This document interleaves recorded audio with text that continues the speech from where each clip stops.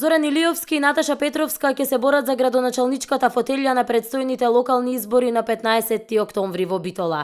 После долго калкулирање и шпекулации, социјалдемократите синоќа официјално соопштија дека Петровска е нивниот избор, а денеска и ВМРО ДПМНЕ објавија дека досегашниот пратеник Илиевски ја доби поддршката на партијата во Битола.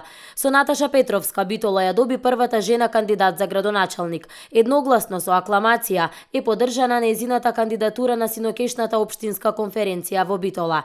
Избрана е советничката листа за овие локални избори, велат од Социјалдемократскиот сојуз во Битола.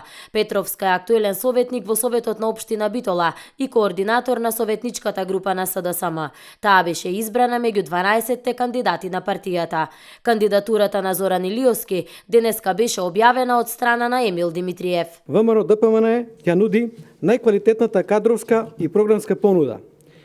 Дозволете ми со големо задоволство да ви соопштам дека извршниот комитет на ВМРО ДПМНЕ на Централниот комитет му ги предлага следните кандидати за градоначалници.